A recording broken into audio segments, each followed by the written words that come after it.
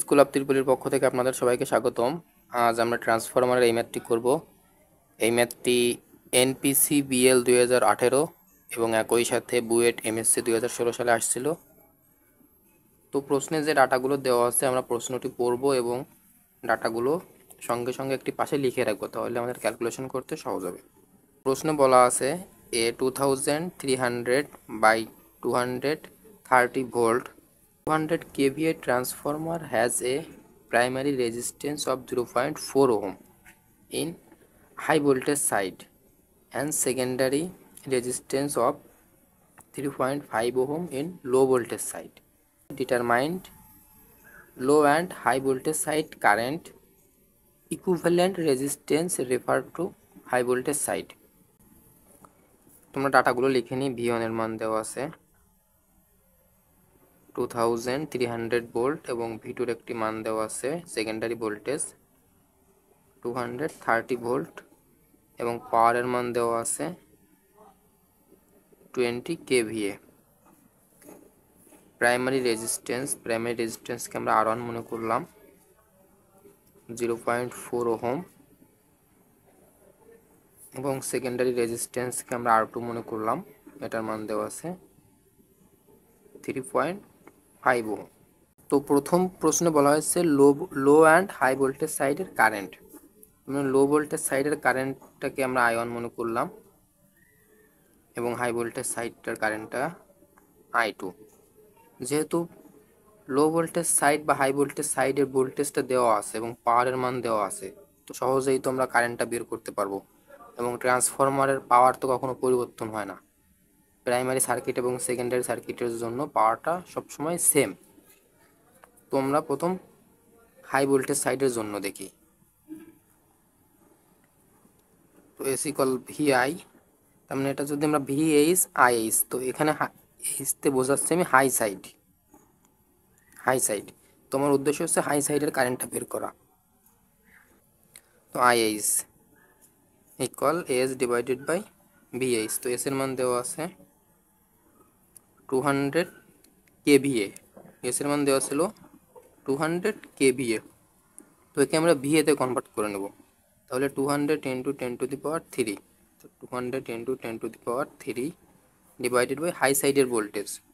এখানে দুটো ভোল্টেজ দেওয়া আছে, একটা 2300 এবং সেকেন্ডারি ভোল্টেজ দেওয়া আছে 230 ভোল্ট। তো এখান থেকে সহজে আমরা দেখতে পাচ্ছি হাই সাইডের ভোল্টেজ অবশ্যই বড় মানটা হবে, তার মানে 2300। তো এখান থেকে আমরা ক্যালকুলেশন করে নেব। তো আয়নের মান আসবে 86.95 অ্যাম্পিয়ার এবং সেকেন্ডারির জন্য আমরা বের করব I2। তো সেম একইভাবে VL IL, এলতে বোঝাচ্ছি লো সাইড, এখান থেকে বের করব IL equal S divided by VL। তো এস এর মান তো আর পরিবর্তন হবে না, পাওয়ারটা তো সবসময় সেম থাকবে, তার মানে 200 × 10⁻³ এবং VL এর মান ছিল 230। তো এটা সমাধান করে নেব। তোমাদের ভ্যালু আসবে 869.56 অ্যাম্পিয়ার। তো যেহেতু সেকেন্ডারিতে ভোল্টেজটা কম, তাহলে কারেন্টটা প্রাইমারির থেকে অবশ্যই বেশি হবে এবং যেহেতু প্রাইমারির ভোল্টেজটা বেশি, তাহলে কারেন্টের মান তো অবশ্যই কমই হবে। তখন 2 নং বলা হয়েছে equivalent resistance refer to high voltage side.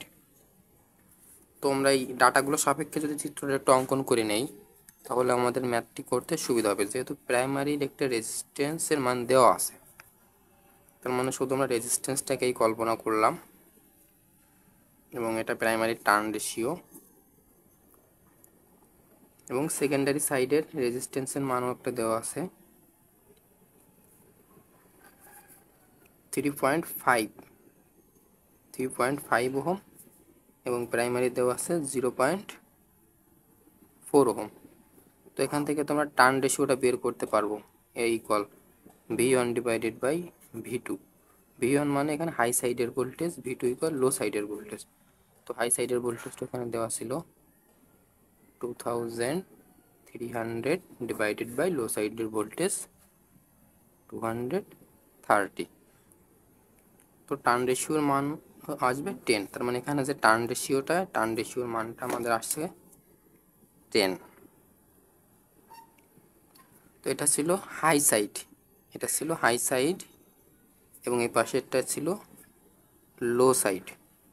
তো আমাদের প্রশ্নে বলা হয়েছে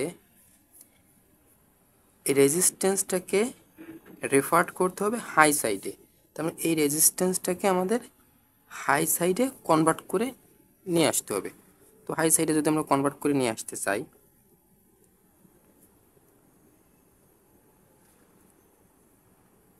তো এটা 0.4, যেহেতু এই প্রান্তটা ছিল আমার লো পার্টের অংশ, তার মানে এই রেজিস্ট্যান্সের মানটা বৃদ্ধি করেই আমার হাই সাইডে আনা লাগবে, যার জন্য আমরা টার্ন রেশিওর সাহায্য নেব। তাহলে এখানে আসবে এ স্কোয়ার ইন্টু, এবং এই রেজিস্ট্যান্সটাকে মনে করেছিলাম আমরা আর টু।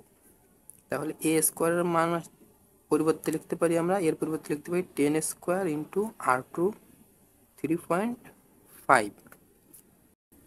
তো এখানে মান আসবে 350। তো এখন জাস্ট এই মানটা আমরা তখন যোগ করে দিলে হয়ে যাবে আমাদের প্লাস 350। আমাদের এখানে আর ইকুইভ্যালেন্টের মানটা আসবে আর equivalent HB side equal 350.4 ohm. তো এটিই ছিল আমাদের আজকের সমাধান। ভিডিওটি ভালো লাগলে একটি লাইক দিবেন এবং নতুন নতুন ভিডিও পেতে আমাদের চ্যানেলটি সাবস্ক্রাইব করে রাখবেন। ধন্যবাদ সবাইকে।